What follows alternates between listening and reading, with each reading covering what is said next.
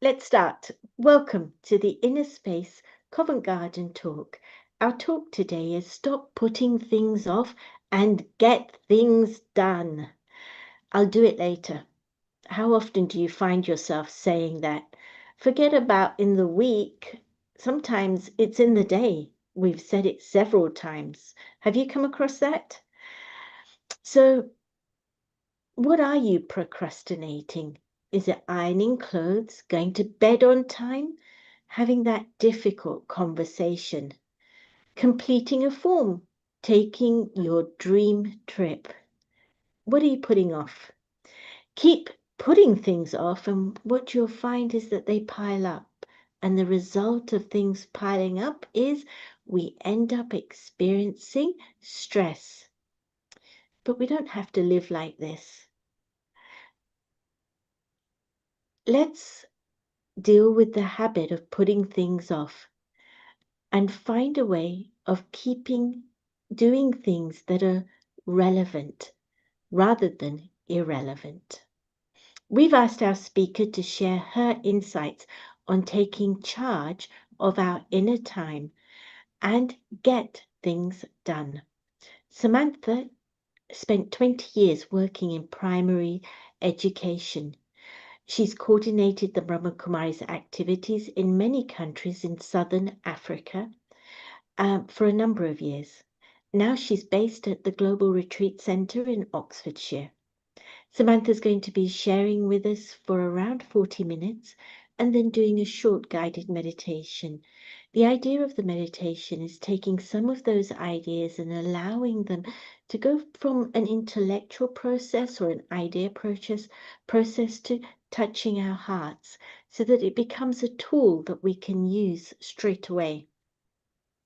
After that, she's going to take your questions. So please send in your questions via the question and answer link or via the chat. And it will be my pleasure to put those questions to Samantha on your behalf. Samantha, thank you. Over to you. Thank you, Artie. So, a very interesting topic. And I always feel that when I'm giving a topic, it's often something that I need to reflect on more deeply. And I know there are different levels to procrastination. I think it's something that we all do. But when we keep procrastinating and putting things off, then things become quite challenging and difficult. So what I'm going to do in the next 40 minutes, I'd like to share a few slides that are based on a bit of reading that I did from something called the Centre for Clinical Intervention, and they put together different resources on these kinds of topics. So I wanted to share those slides with you, and it's coming from that source. And then I'd like to share my personal story related to some of the reasons that are given for why we procrastinate. And they're actually very subtle reasons. So I'm going to start with that for about 10 minutes, and then let's get into a personal story. So let's just share. I'm just going to share my screen, shared, send request. And so first of all is the definition of procrastination. We all know what it is, but when you actually listen to a definition or read a definition, then it makes you think a little bit more about your own procrastination. So I actually didn't think that I was a person that procrastinated, to be honest. But when I was preparing for this talk, I realized that there were so many other things that I was doing instead of this. And I thought, that's interesting. Why is that happening? So I'm going to just try and share my screen again. There we go. And it was quite interesting that I found that I was really delaying getting this sort of talk done, which is quite interesting. So anyway, I wanted to start off with a few slides as I shared. And the first thing is off a definition. And I like this little picture that says, this is the day to start doing what I keep putting off. So we're going to explore that a little bit and see what's in the way and what strategies can I use to begin to come out of that habit. And so this is the definition from the Centre for Clinical Intervention that I mentioned. And I like the little little picture there. It says procrastination park or homework avenue. Very good if you're studying. So this is the definition, and it says here, procrastination is making a decision for no valid reason to delay or not complete a task or goal you've committed to, and instead doing something of lesser importance, despite there being negative consequences to not following through on the original task or goal. It's a bit wordy, but what stood out for me in that definition was this word negative consequences. And I started to think about, why would I do something that has an impact that's not going to create a comfortable feeling, that in fact is going to create a form of discomfort?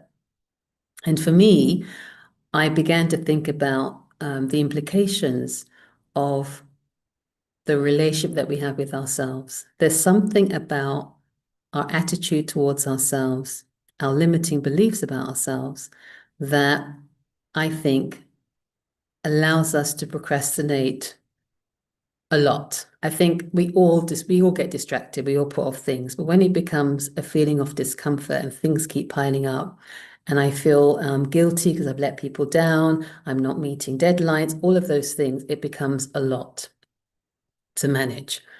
And so we're going to unpack this a little bit more when I share my own personal experience.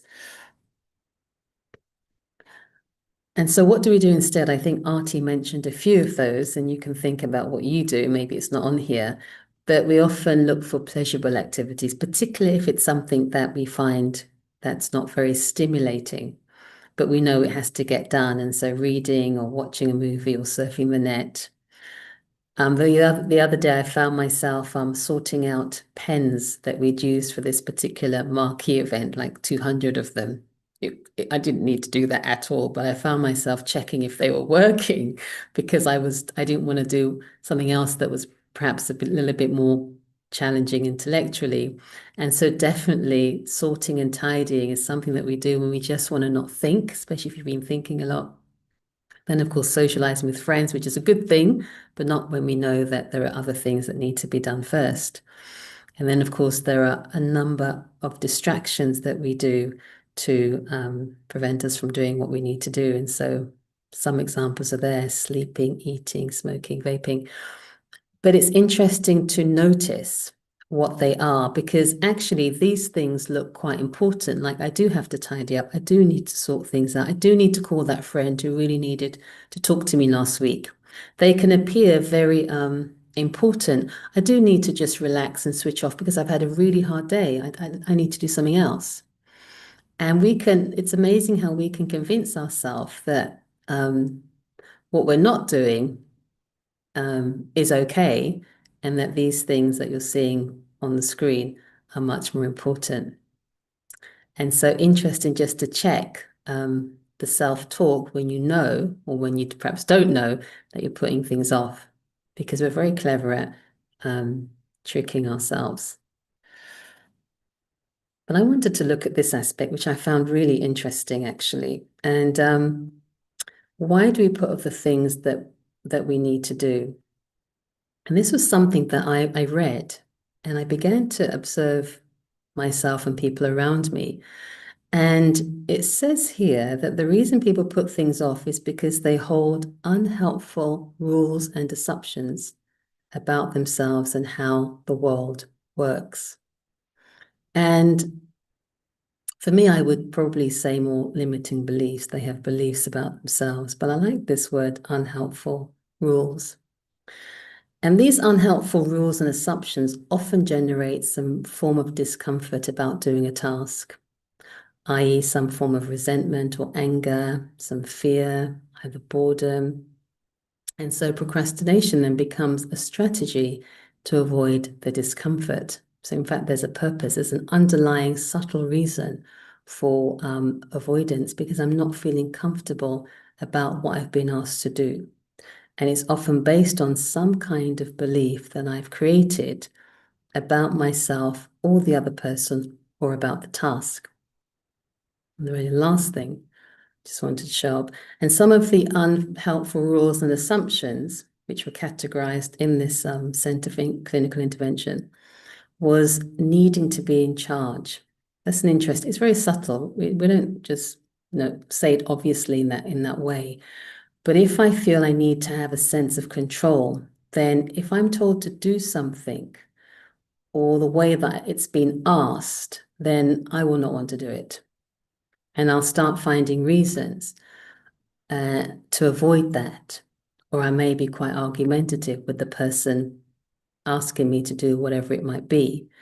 And so there's some discomfort around being told what to do. Anybody relate to that?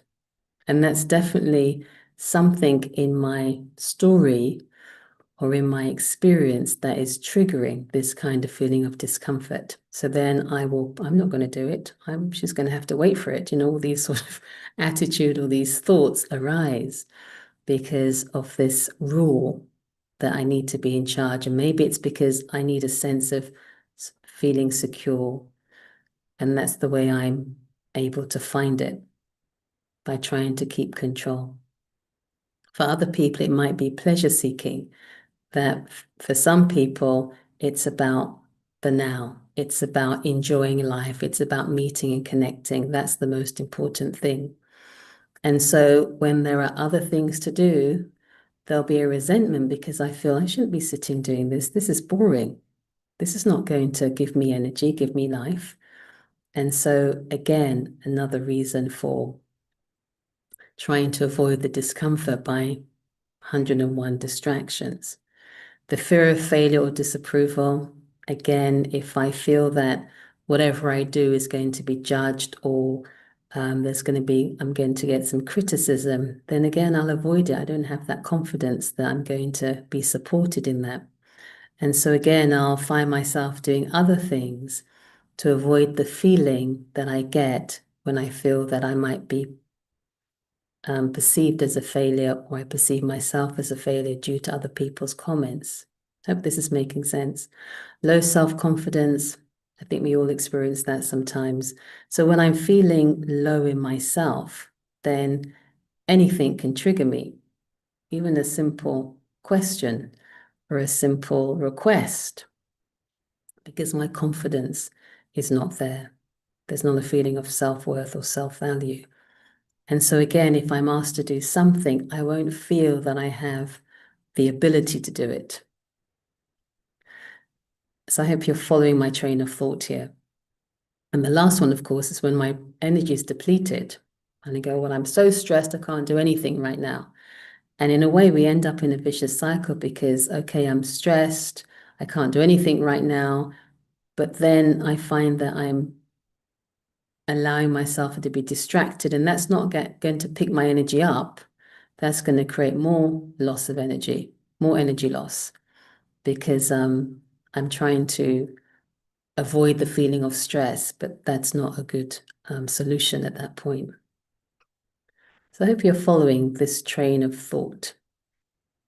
I mean, I know I keep lists now of things that I've got a priority list and things like that, which is really helpful. But I do feel that these underlying subtle reasons are quite useful to explore, because when I understand them, then it's easier to, for me anyway, to find a rule for myself that's much more useful. And so the last slide I want to show you before I share my story is these are 4 steps that I read to challenge unhelpful rules and assumptions. And the first one is to identify the rule, or I might use the word belief, and where it might have come from. And I think many of these beliefs or rules are born or seeded when we are younger, when we are children. We receive messages, or we interpret things that adults say to us or do around us, and we form an opinion based on our understanding at age 5 or 4 or 3 or 6. And that still has an impact, even in our adult years, unless I'm able to unpack it and see it.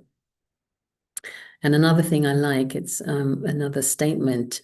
I have to ask myself, is this true, what I'm saying about myself? Is it always true that I'm not successful, that I might fail? No, it's not, because there's been lots of successes in our lives. But sometimes we can create these blanket statements that are completely based on no foundation. It's a complete generalization. And it's quite self-destructive if I'm constantly criticizing myself or feeling that I can't do something. I'll never be able to do that. And that's not true, because I did something similar last week, for example. It's important to understand the impact, as I said, the negative consequences, and then to identify more helpful rules or assumptions, and then have a plan to action them. And so I wanted to just share that, because on the backdrop of this, I'd like to share my own story. So when I read this, I thought, well, this is something I'm processing anyway. And I wanted to really talk about an unhelpful rule that I noticed a while ago. And something that I've really been able to refine and understand even more deeply. And how that rule then made me put off things that were quite important because of the rule that I'm about to explain now. So the rule was, and this is something definitely from my childhood, I feel, the rule was that to be able to feel connected or even loved, I had to do things quickly, whatever I was asked to do by certain adults, not everyone. I had to get those things done quickly. And if I didn't, somehow there'll be a feeling of disconnection, or there'll be a feeling of loss of love. And that was the experience of maybe a 6-year-old or a 5-year-old. So somehow I had created that rule as a child, that if I did things efficiently and did it quickly according to their timing, then there'll be connection, there'll be love, right? So imagine that, and imagine that rule playing out in my adult years. And so the way that it played out was that if somebody asked me to do something and I felt, and obviously there was some kind of expectation or some relationship, it's not every person, then I would find myself putting things off that were really important to then do the thing as quickly as I could because they'd asked me to do it. I hope I'm making sense. And I realized then that I would feel quite overwhelmed because I had things that were really urgent, and I get a phone call from a particular person, and I find myself putting that thing down and trying to do the thing that the person asked me to do. And in my mind, I perceive that and sometimes they said they did need it quite urgently. And other times they didn't, but I would feel I have to get that done. And so what I had to do, I had to then look at this whole rule or assumption that I had made about where do I experience love or connection from another person. And meditation for me has been an amazing tool, Raj Yoga meditation specifically, because it allowed me to experience a love or a connection that wasn't based on anything external, but it was based on an understanding of myself. The fact that we have everything inside of us, peace, happiness, love. And we know that because when we're in certain situations, those feelings get triggered, right? And so that's for me the evidence that I have it already. So through meditation, I realized that actually I'm looking outside for something that I already have, because in meditation I would experience this deep feeling of love and compassion for myself, and then of course others. And in this particular practice of meditation, it wasn't just about connecting to myself, but being able to connect to a higher being or the source, whatever you want to call it, and experience an energy that was all accepting and all powerful. That was the experience. And that for me became a really powerful mirror to tell me that, Sam, this is the love that you've been, or the connection that you've been searching for probably a lifetime or lifetimes. And so, unless I had a really deep experience like I'm sharing, it would be very difficult to really undo that unhelpful rule or belief. And it's not that I just meditated and it just went away, but I had to keep reminding myself, and even now reminding myself, that that's not the source. It's okay. You don't have to drop everything and try to finish the things that are being asked of me from different individuals. Don't have to do that, because it was very stressful. And sometimes I'd have like two people ask me, and I put the thing that was urgent down, and I'm trying to do other things at the same time. And so, yeah, I really feel quite fortunate to have a practice like this, because it really gave me an opposite experience, which I needed to be able to challenge what I felt was real and what I felt was true. And so the impact of that practice was, the first thing was, I stopped being hard on myself, judging myself for not performing, for not getting it right, for not pleasing. And so all the distractions I would look for, all the overthinking, all the putting off, was based on a principle that I had learned or interpreted as a young, I don't know the exact date, but or age, but obviously as a child, I had internalized something that perhaps the adults around me were not meaning. But as a child, you see things quite differently. So the first thing was that judgment. Judgment is such a hard thing, right? For the self. And of course, if we do it for ourselves, then we do it for other people too. And so to be able to take away that judge's stick and put it down and say, it's okay.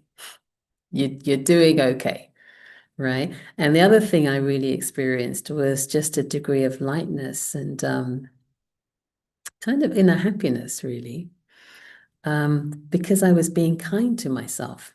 Sounds odd, doesn't it? It wasn't because there was anything extraordinary happening, but because I was just listening to myself more, because I was being more compassionate to myself, that created a degree of lightness and happiness. And the other thing that was really quite noticeable was just to be able to sometimes watch all the different thoughts that were coming up to avoid whatever I wanted to avoid. And so it's like I was kind of watching them. They were kind of in the background. I think you should stop doing this now. You should go for a walk or whatever it was in the background. But I didn't allow myself to be influenced by them, because it was as if I had created space between all of that background noise of trying to delay things or avoid things. And it was so nice to be able to watch it. And the reason why that happened was because I slowed down. It's not a particular magic tool, but because I slowed down and I became a bit more aware of what I was doing. And of course, connecting to that experience as a child really, really helped. And so it was like being a witness to hearing all the noise, but saying, okay, yeah, but I'm just going to keep doing this. That's okay. And sometimes when I really found it difficult, because it's a really strong habit, I would just say to myself, okay, the noise is there. I'm going to do this for 5 minutes, because that's probably about the attention span I've got right now. And it would be a achievable goal. So I'd like do whatever it was for 5 minutes, whether it's some admin work. Then I say, okay, now I'm going to have some fruit, right? So it's a little bit of avoidance, but I felt I was more in control, because I knew that I wasn't focusing, but I didn't just allow myself to get completely distracted and, close the computer and just do something else, but to be realistic. Okay, 5 minutes. and then I'll come back to it. And then when I did that, I felt, okay, after 10 minutes after that, I had some fruit. Then I was able to kind of start again or continue. So I think it when I'm able to observe myself, then I kind of know what I need. And that's really important to identify. The other thing was just this feeling of, and I've got a few things here, this feeling of, yeah, being able to name the feeling clearly for myself. So why am I allowing myself to be distracted? What's going on? And it's kind of related back to those unhelpful rules or limiting beliefs where I'm feeling stressed. I'm not feeling comfortable about what I've been asked to do. Just being able, I don't have a solution, but just being able to identify it for myself was enough. And then it allowed me just to be patient. Because one thing that we do really need through a process of anything like this, process of change, is the power to tolerate. I'm just checking the time. And it's not that suddenly we can change our habits. It's a process. And so through the process, I need to be able to tolerate or be patient with the old habit, if you like. And then trust that with, in this case, meditation, with attention, with being more observant, being in the moment a little bit more, gradually I'm able to change that habit of putting things off, particularly if it's a little bit crippling. So extreme acceptance, extreme patience, wherever I am on that journey. Because I think sometimes that procrastination is also related to perfectionism. Don't know if there are any perfectionists on this webinar, where you put yourself under pressure because you feel you have to do it perfectly. And nothing can be absolutely perfect. And again, I think that's also based on some belief that we have about ourselves. And if I'm perfect, then I'll receive A, B, C, D. And so can you imagine the two together when you've got a perfectionist kind of personality of way of being, how that is related to procrastination? Because then you're going to be thinking about what you haven't done. And because you're feeling discomfort that you haven't really done it to the best of your ability, which is super high anyway, there'll be lots of ways of trying to avoid that. So I really think those two go together. So extreme kindness in the process of changing this habit. And I think it's a habit as well that it's easy to get distracted. And the last thing is some of the methods I use now, it's almost like sayings that I say to myself to really stop any distractions or waste thoughts. And now I have this phrase where I say to myself, if I find I'm getting stuck in delaying things, I say to myself, Sam, upwards, upwards and forwards. Upwards means just allowing myself to connect to a powerful source. And that energy is going to take me a step forward to my destination of procrastinating less, perhaps, or being more peaceful. Because if it's outwards, if it's not upwards, but it's outwards, I'm not moving. I'm stuck in it because I'm looking outside for some kind of feedback. And so upwards and forwards. And the other one is I ask myself, is this going to make you happy? And 9 times out of 10, it's probably not going to make me happy. So these phrases really help me. It's almost like a break to help me pay attention. And the other thing that I say is,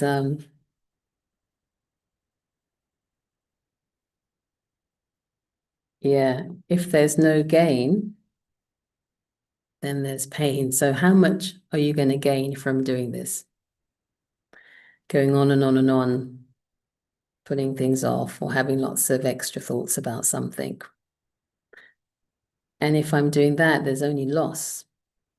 And so sometimes, for my own self anyway, when I've really experienced the impact of putting things off, and when I'm trying to do too many things, or I'm influenced by that unhelpful rule, I get to a point where it's just too overwhelming. It's too much. The pain is there, emotional pain, and I say it's enough. And then I decide, I make a decision that now I have to change this. And it's baby steps. First, it's noticing. And then it's saying, okay, that's what it is, that's there. And then it's creating a way in which I can strengthen myself internally. And for me, it might be meditation. For other people, it might be being in nature. It might be physical exercises. But whatever it is, I need to find something that's going to allow me to have clarity, something that's going to raise my energy level so that I can begin to see a bit more clearly the things that are going on inside of me. And sometimes the things that give us energy, those are the things we don't often do. Those are the things that we put off. And I think those things are essential. Yes, we've got things that we have to do. That's really important. But in my timetable in a day, can I find one thing that will give me a boost of enthusiasm or energy so that then I can, first of all, recognize the form of my own procrastination. But two, it's like I'm motivating myself to get back on task. And I think unless we find our own strategies, our own tools, if you like, nobody else is going to do that for me. And it doesn't have to be a major thing. It can just be one small step. And I think when we take one small step in the direction that we all want to be in, which is for me personally, it's stability, it's, lightness, being more calm. When I take one step in that direction through my own effort or through noticing, I do feel that somehow we get the benefit of that in different ways. Maybe it's a person that comes into my life and they're a real support because I've taken that one step in a really positive direction. And it really is one step at a time. And then I think it's easy to feel a sense of achievement. It's easy to feel that I can get things done. The only thing sometimes is that we create an unrealistic time frame because of that perfectionist habit. And so I say, yeah, I need to get this done next week. It's not happening. The task is too big. That's not a realistic deadline for myself, whatever it is, whether it's for the family or for the workplace. And so it's important that we set realistic goals for ourselves as well. And then we feel, and it's small goals. I was reading a book called Tiny Habits by, I think the surname is Fogg, Fogg. And one thing I liked about that book was if you want to change a habit, start off really small. And the example he gives, you may have read the book, is he gives the example of flossing. I don't know how many of you floss every day. I'm kind of going off the topic a little bit. But when I go for my checkup, the dentist will always ask me, are you flossing? And I go, yeah, most of the time, because he can see that I'm not. And so in this book, it says, don't try to floss all the teeth. Just do two teeth. Start with two. In other words, start really small. And then with two teeth, I go, I could do two teeth. That's going to take a minute. And then because I feel a sense of achievement that I've completed something, then likely I'll floss a few more because there's a feeling of, I've accomplished that. And so it's really to make whatever change easy and enjoyable. And the smaller the goal, the more achievable it is, the more likely that that's going to lead to increasing the amount I do. And there'll be a feeling of kind of contentment, a sense of achievement. And that's all we need to keep moving forward and to perhaps put things off not as much. I think it's something that we all do, but I think what we're looking for is to reduce that and eventually eliminate it. But I think if we can look at reducing that first of all, that'd be a great feeling of achievement. So in summary, really, of what I've just been sharing is for me, remember the underlying reason for procrastination is that there's some feeling of discomfort due to I'm going to call it a limiting belief that I've somehow created over time. And because nobody likes to feel anxious or fearful or angry, demotivated, we look for ways to avoid feeling those things. And that's why we get distracted. So if I can even identify one limiting belief that I've created about the world or about myself, that's really useful. And for that to be able to see that clearly, I need to make sure there's some clarity inside. There's some kind of enthusiasm or energy that I've created within myself. And for me, it's meditation. And I like to be in nature. And so it's about finding and it's not for hours. I need to do this for hours, but it's short bursts of time, a couple of minutes, 5 minutes, just to be able to bring that freshness and newness so I can really begin to observe what's going on inside. And extreme tolerance, extreme kindness and patience. It's okay. And I've got to say that to myself.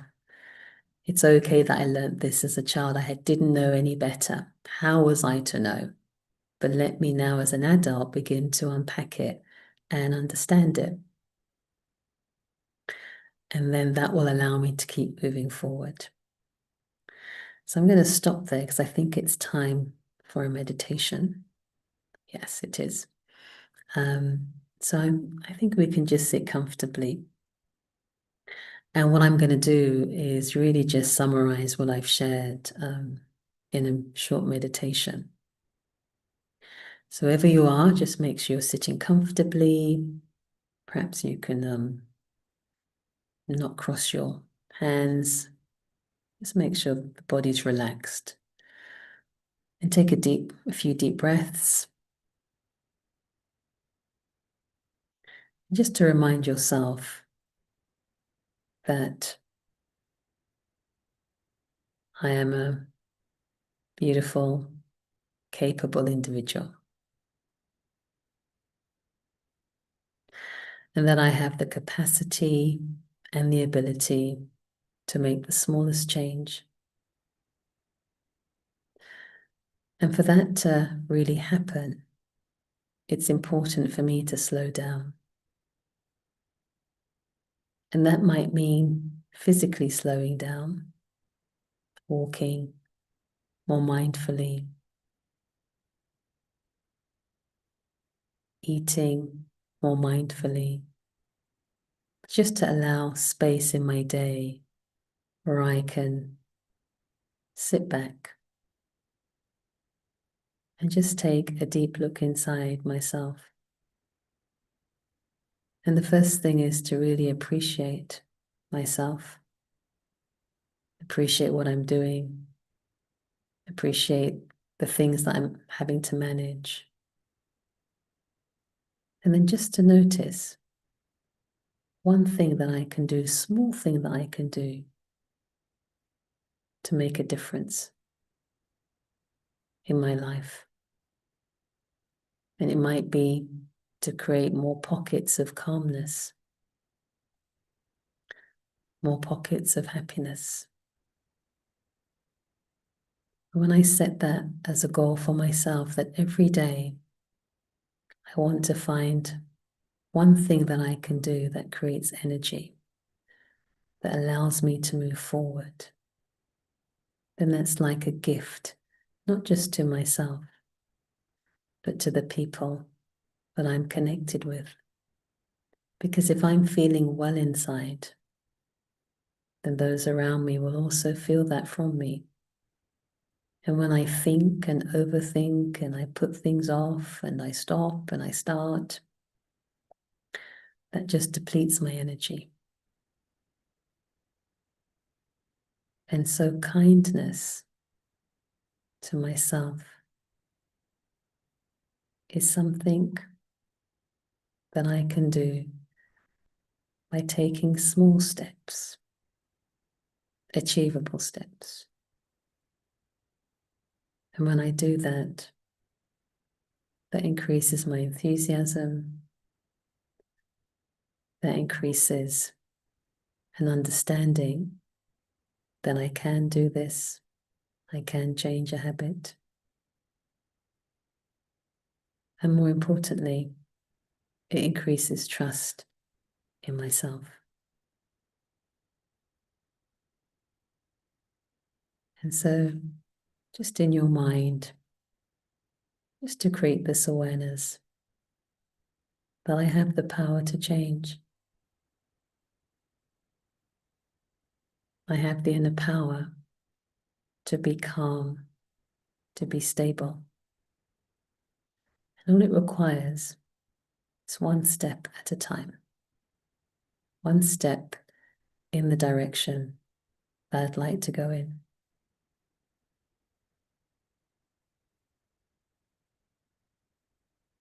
Thank you.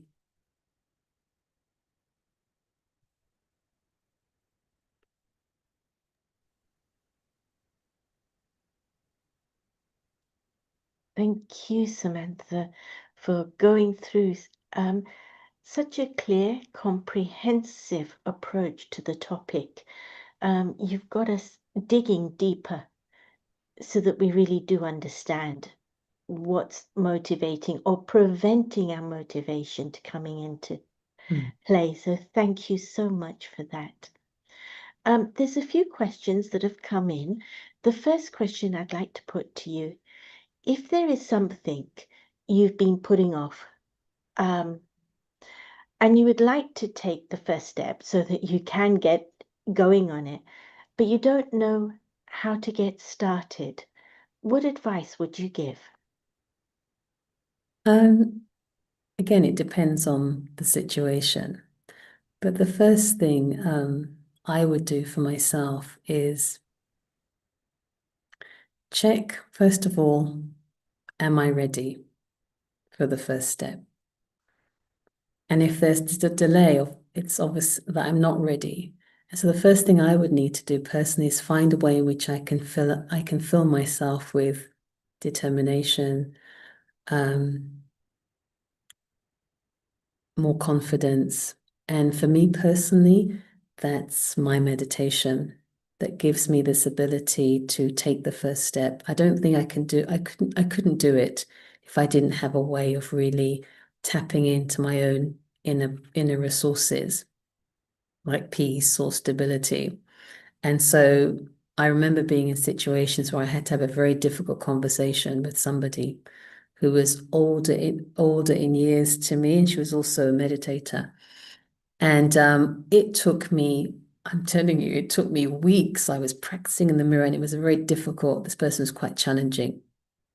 And it took me weeks and weeks and weeks, and I was so scared to do it. I procrastinated to death. But what made me take the step was I realized that if I didn't do it, the situation wasn't going to change. So I think whoever's asked the question, I need to ask myself, one thing is to build up my inner power, but the second thing is, if I don't take the step, what is going to be the consequence? And if I do take the step, what's the consequence? So it's almost like I need to see it for myself. And even if I need to write it down, where's the win? Is it not taking the step or is it taking the step? So one is the inner power, but two, then I need to logically see the benefit or not of my own decision. So I hope that was helpful. Thank you. Next question. The person's asking, you've spoken about extreme patience. I know myself well, and sometimes I can use the word patience instead of procrastinating. Yeah. Could you kind of explore that term for me? What is extreme patience in practice? That's a really good question. I like that. It's true though, absolutely true. I think when I spoke about patience, it's patience in the process of changing a habit.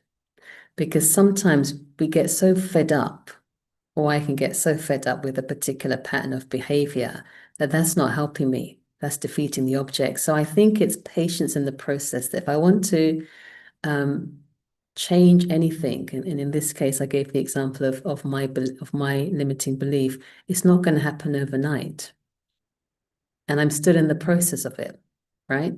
And so that kind of patience where that allows me to be kind to myself, I don't have that self-talk, which is quite demeaning, can be really critical and quite harsh with ourselves. And that happens when I lack patience with the process.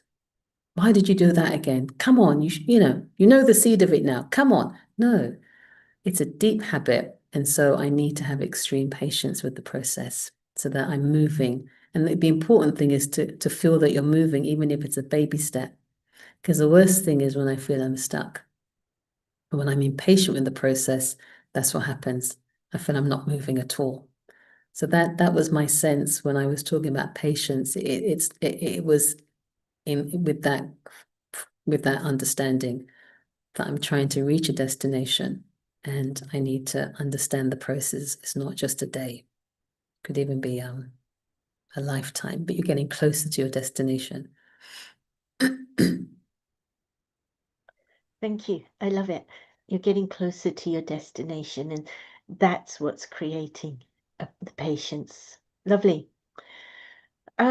Next question. What if I'm procrastinating because a similar task or situation in the past went badly and left me feeling anxious or even a bit traumatized? Mm. How can I still get it done when it's important for solving a problem?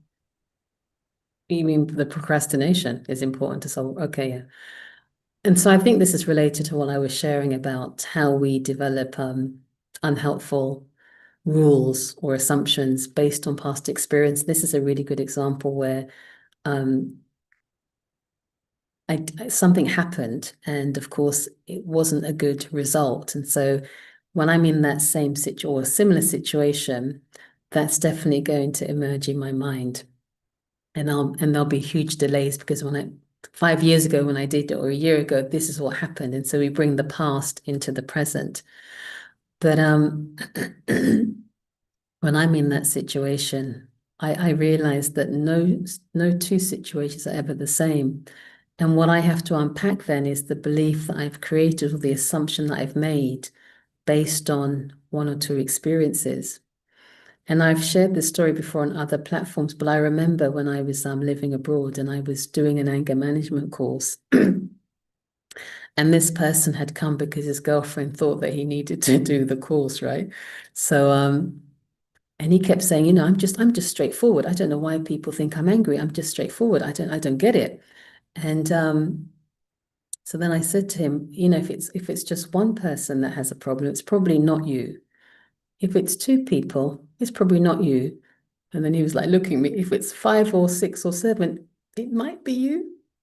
And so he had a belief that anger was not his problem, it was everybody else's problem. And so my point here is that I need to be able to stand back a little bit to check the beliefs that I've created based on negative experiences that are not creating a filter that's making me make a decision that may not be based on fact, but it's based on an experience from the past. I hope I'm making sense here. So yes, it was a challenging experience, but what did I learn from that? And if I keep bringing that past into the present, then I will keep procrastinating because, and it's obvious, and it's kind of natural because of fear, because of fear. And the only thing I know I've done for myself is that I've had to kick the fear and do it anyway, because it's not helping me. It wasn't helping me going back to that experience every time a similar situation came up, and it would trigger that memory. And I felt that I was getting stuck. And so I would literally have to say, I'm feeling really uncomfortable, but I have to do something different. So I have to get a different result now. And so I wasn't saying, I'm not saying it's easy, but I almost had to be with the discomfort to see a different outcome. And I did, because it was a projection of the past that I kept bringing into my present. And that wasn't very helpful. Thank you. Question. How would you approach gradually changing a habit of rewriting work again and again to make it perfect? What might step one be?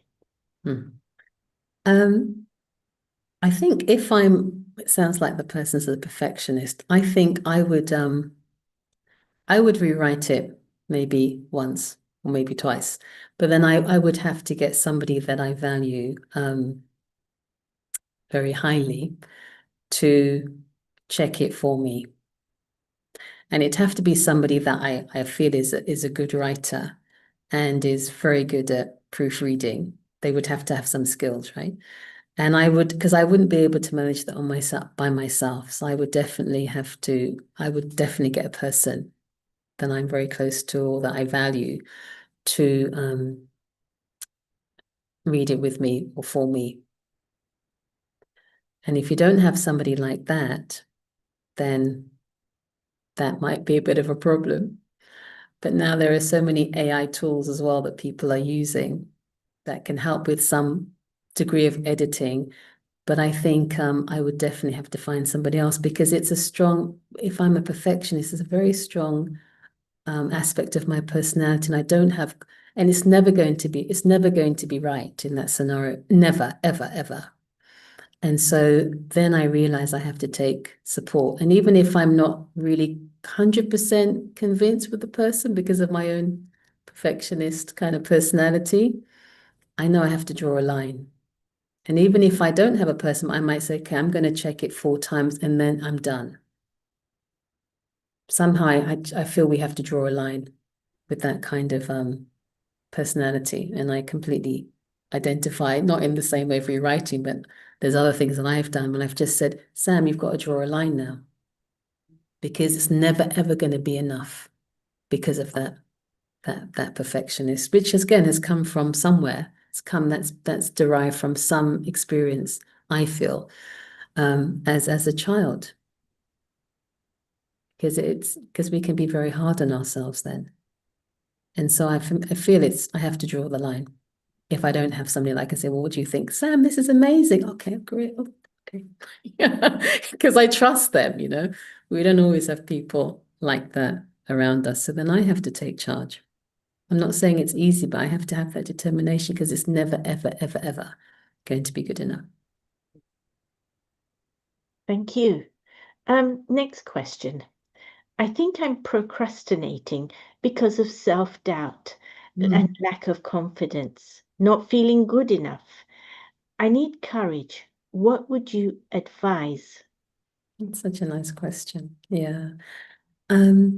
Yeah, and again, I completely identify with that self-doubt. And I remember there was a period in my life where my sense of validation was always based on what other people thought of me. And I go back to meditation again, because the confidence that I have now is not based on anything external. but it's really based on an inner experience of my own inner treasures, if you like, my own feeling of self-worth. It's got nothing to do with what I look like, what I'm wearing, but this feeling of inner value has been tremendous for me to begin to trust more, to doubt less. And I think that's a journey that many of us have to, if not all of us, have to embark on, because the supports I might have had 15 years ago, I do not have those supports anymore. Whether it's a person, whether it's systems, whether it's structures, those are all collapsing. So in a way, whatever's happening in the world, I feel is forcing all of us to go inside and build a foundation for ourselves that's based on something really, really solid. And so the courage, I think the first step of courage is really to just that, to make time in my day when I can go inside and really, and it has to be a practice of some form of meditation where I can go inside and just feel who I really am. It's not the fear, it's not the doubt. Those are learned. I've never seen a baby born with doubt. I mean, babies have different, physical needs, but a newborn baby cries when it needs to be fed and other things, but there's no doubt. I don't think we were born with doubt. Were we born with doubt? No, but it developed because of our interactions and because of the society that we lived in. So absolutely a practice that can take me inside where I can develop a sense of self that's based on love and peace and trust and confidence. And to be able to feel that so deeply that I can begin to express it, because that's what we all want to experience anyway. And we were able to experience that externally through others. We can't now. It's a complete different time.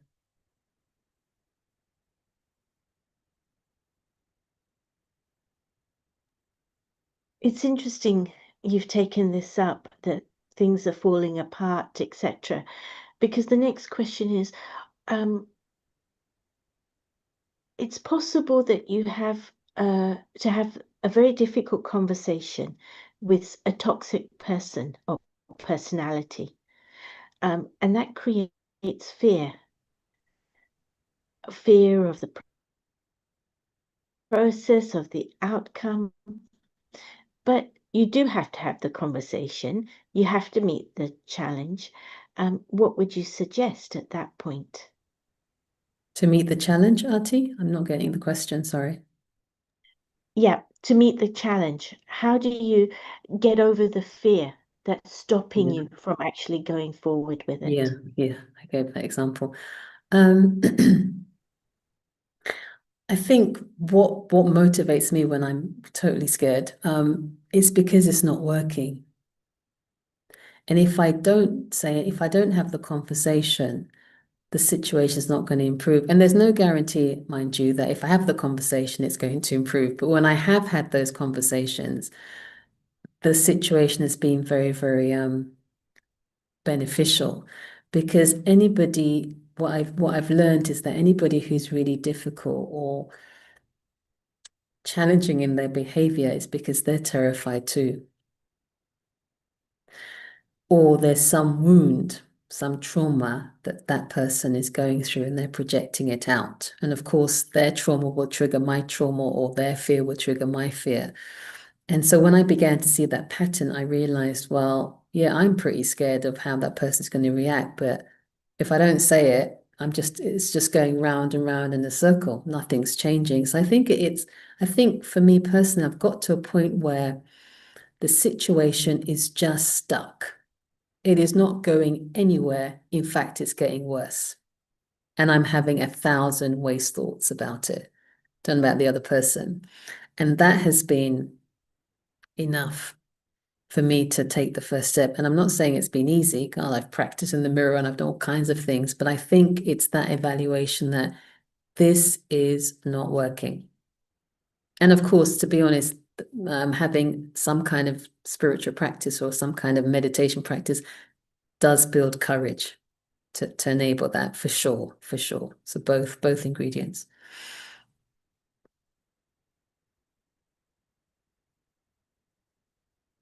Thank you.